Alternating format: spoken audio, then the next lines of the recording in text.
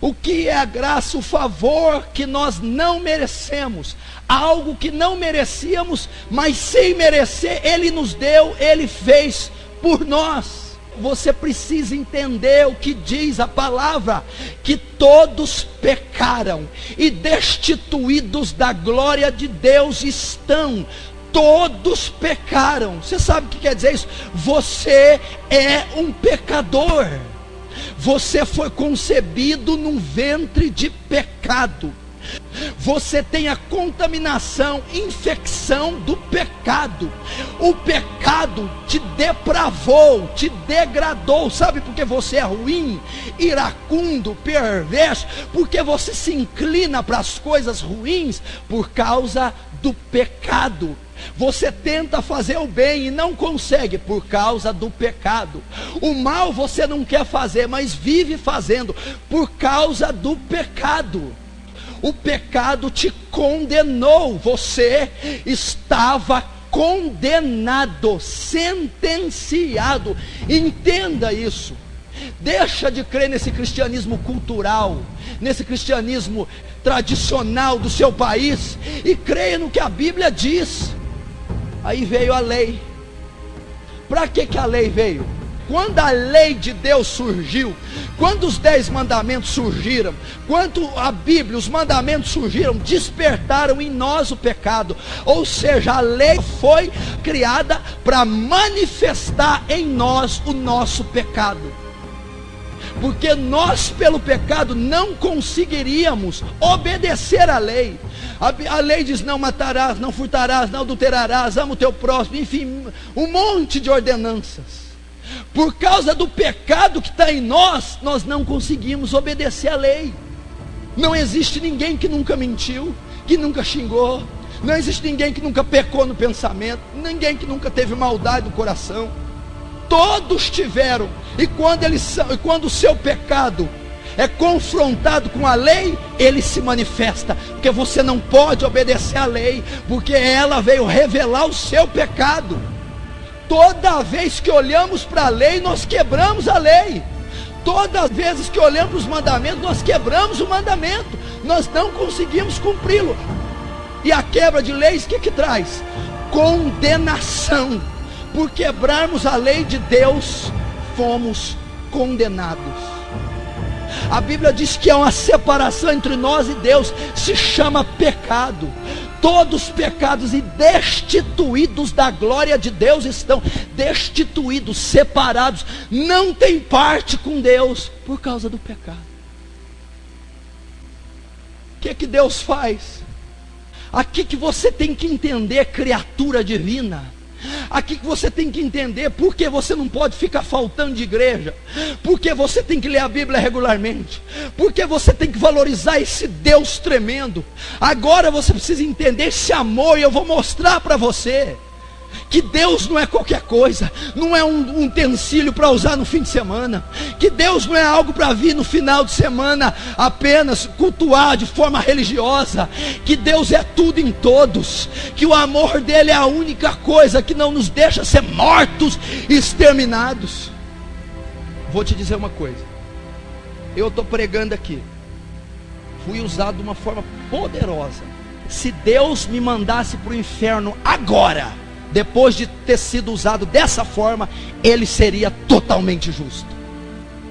Se ele me mandasse para o inferno agora, do jeito que eu estou, depois de pregar aqui nessa ceia, ele não deixaria de ser justo, porque eu mereço o inferno. O que é a graça? Ainda eu merecendo o inferno, ele vem e paga o preço por esses pecados meus, transgressões. Ainda eu estando errado, culpado, ele diz: você está culpado, errado, você fez por merecer, você merece o inferno, mas mesmo assim eu vou te absolver. E o preço que era para você pagar, meu filho paga no teu lugar. Isso é graça. O que é a graça? O favor imerecido. Eu não mereço ir para o céu, eu não mereço ser salvo, mas ele ainda assim salva. para você ter acesso à salvação, à vida eterna, ao Espírito Santo, alguém teve que pagar o preço no seu lugar. Jesus morrendo na cruz. A ira de Deus que era para cair sobre você, caiu sobre Jesus. A condenação que era para vir sobre você, veio sobre Jesus. O preço que você deveria pagar, Jesus pagou em seu lugar. Ele morreu a nossa morte, para que nós vivêssemos a sua vida. Ele amou de tal maneira, está perdida a raça humana, o homem está podre, pecador, imundo, ele merece o inferno, mas o meu amor é tal, é tamanho, que eu vou dispor do meu único filho, do meu filho unigênito, e eu vou dá-lo por preço em troca do homem. Não olhe para o sacrifício da cruz como um filme, um desenho animado e um conto histórico. Olhe para aquele homem sendo dilacerado na cruz em teu lugar. Era você que era para estar pregado lá, era você que era para estar lá. Ele desceu ao inferno, era você que tinha que descer. Ele foi escarnecido, era você que tinha que ser escarnecido. Ele foi transpassado, era você que tinha que ter sido transpassado. A ira veio sobre ele, era para vir sobre você. Você está entendendo o que Deus está querendo dizer? A minha graça te basta. Senhor, cura? Não. Senhor, liberta? Não. Senhor, dá carro? Não. Senhor, faz qualquer coisa? Não. Por quê? Porque a minha graça vos basta. O que ele está querendo dizer? Só o fato de eu não ter consumido vocês com a minha ira te basta. Só o fato de eu ter cancelado todos os seus pecados te basta. Só o fato de eu dar o meu filho para morrer no lugar de vocês basta.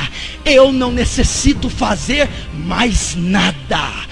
Só o fato de eu ter comprado a ressurreição de vocês, ter escrito o vosso nome no livro da vida, te basta. Onde abundou o pecado, superabundou a graça. Como que o pecado abundou? Quando a lei foi revelada, o pecado generalizou, abundou. Todo mundo se fez pecador quando a lei foi manifestada. Você, quando se confronta com a palavra de Deus, você vê quão pecador você é, quão merecedor do inferno.